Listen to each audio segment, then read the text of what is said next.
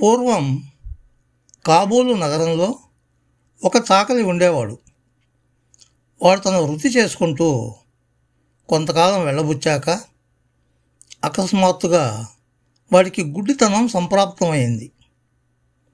అది మొదలు వాడు తన వృత్తి సాగించుకోలేక యాచక వృత్తి అవలంబించాడు. వాడి అదృష్టమేమో కానీ వాడు తాను వృత్తిలో ఉన్నప్పటికంటే బిచ్చమెత్తి ఎక్కువ డబ్బు పోగు చేశాడు. క్రమంగా వాడి దగ్గర 100 వెండి కాసులు చేరాయి.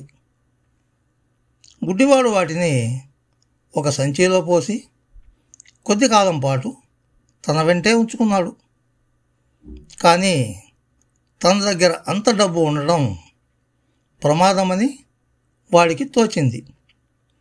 ఆ డబ్బు తన వద్ద ఉన్నట్లు తెలిస్తే కళ్ళు లేని వాడిని చేసి ఎవరైనా కాజేయవచ్చు.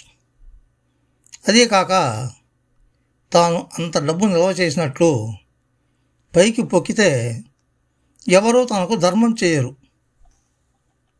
అందుచేత గుడ్డివాడు తన కాసుల సంచిని ఎక్కడైనా దాచాలనుకున్నాడు. మూడ దాచడానికి తగిన స్థలం కూడా గుడ్డివాడికి స్ఫురించింది.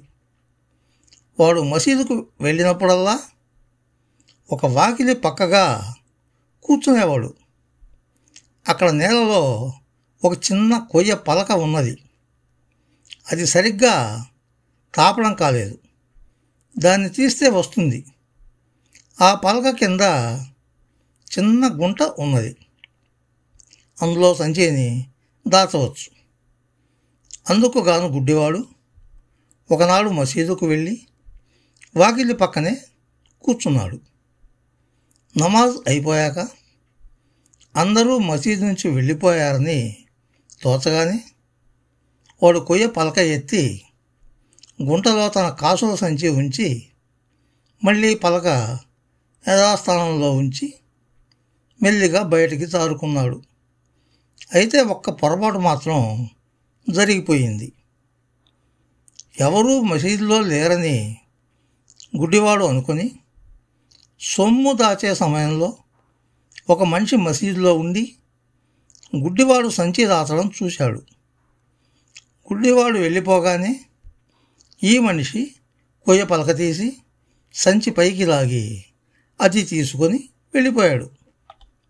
మర్నాడు ఎవరూ లేని తరుణంలో గుడ్డివాడు మసీదుకు వెళ్ళి తన సంచి క్షేమంగా ఉన్నదో లేదో అని చూసేసరికి అక్కడ సంచి లేదు. మరొకడైతే పోయిన సొమ్ము కోసం ఒక శోకం పెట్టి ఊరుకొని ఉండేవాడు. కానీ గుడ్డి సాగలివాడు అసాధ్యుడు. తన సొమ్ము హరించిన వాడెవడో తెలుసుకోవడమే కాక ఆ సొమ్ము రాబట్టడానికి కూడా ఆలోచన చేశాడు.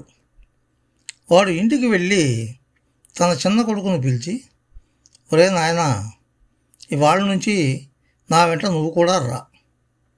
ఇద్దరం మసీదు బయట కూర్చుందాం. నువ్వు వచ్చేపోయే వాళ్ళని జాగ్రత్తగా గమనించి నన్ను చూసి ఎవడు నవ్వుతాడో గుర్తుపెట్టుకొని వాడి ఇల్లేదో తెలుసుకొని నాకు చెప్పు అన్నాడు. 2 రోజుల పాటు తండ్రి కొడుకులు మసీదు బయట తిష్ట వేశారు. 2వ రోజు గుడ్డివాడి కొడుకు, నాన్న, నిన్ను చూసి ఎవరో ఒక స్ఫోటకం మచ్చల వాడు నవ్వుతూ లోపలికి వెళ్ళాడు అని గుడ్డివాడి చెవిలో రహస్యంగా చెప్పాడు. వాడు బయటికి రాగానే వెంట వెళ్ళి ఎక్కడికి పోతాడో పేరేమిటో తెలుసుకొనిరా అన్నాడు గుడ్డివాడు. కొంతసేపటికి గుడ్డివాడి కొడుకు తిరిగి వచ్చి తండ్రి కోరిన వివరాలు తెలిపాడు. ఆ మనిషి ఒక వర్తక వ్యాపారి. గుడ్డివాడు తడువుకుంటూ ఆ వర్తక వ్యాపారి దుకాణానికి వెళ్ళి ఫలాని వారు ఉన్నారా అని అడిగాడు. వ్యాపారి గుడ్డివాడిని దుకాణంలోకి తీసుకుపోయి, ఏమి ఇలా వచ్చావు అని అడిగాడు. రహస్య వ్యవహారం బాబు, ఎవరూ లేకుండా చెప్పాలి అన్నాడు గుడ్డివాడు. చెప్పు అన్నాడు వ్యాపారి. తమరు చెబితే నమ్మకపోవచ్చు కానీ బాబు, నేను యాచన చేసి చాలా సొమ్ము మిగిల్చుకున్నాను. ఒక 100 కాసులు మా బంధువులకు అరువిచ్చాను. మరొక 100 ఒక రహస్య స్థలంలో దాచాంలేండి. మా బంధువులు రేపు 100 కాసులు తిరిగి ఇచ్చేస్తున్నారు. ఆ 100 దాచిన 100 కలిపి మొత్తంగా వ్యాపారంలో పెడదామని ఉంది.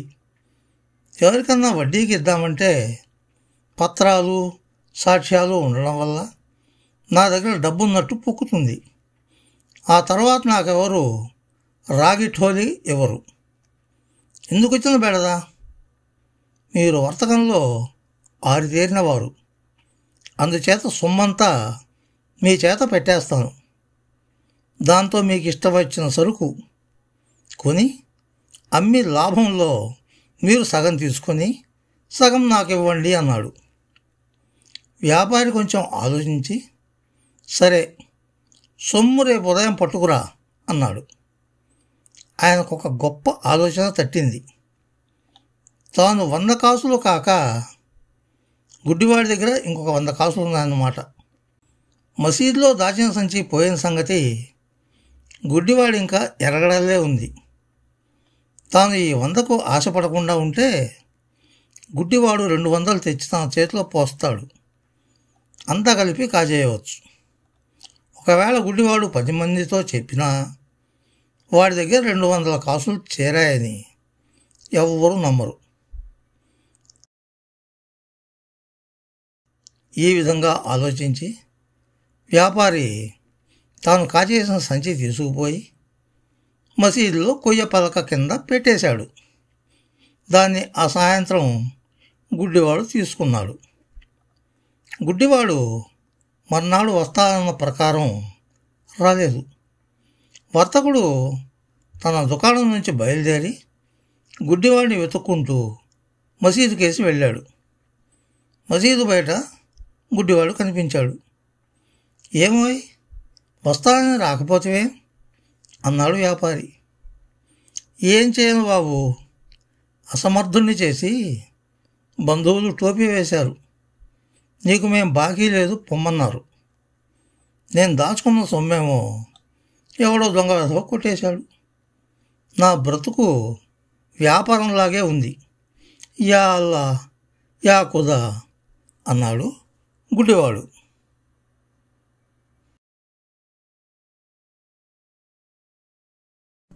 ఫ్రెండ్స్, ఈ వీడియో మీకు నచ్చితే లైక్ చేయండి, మీ మిత్రులకు కూడా షేర్ చేయండి.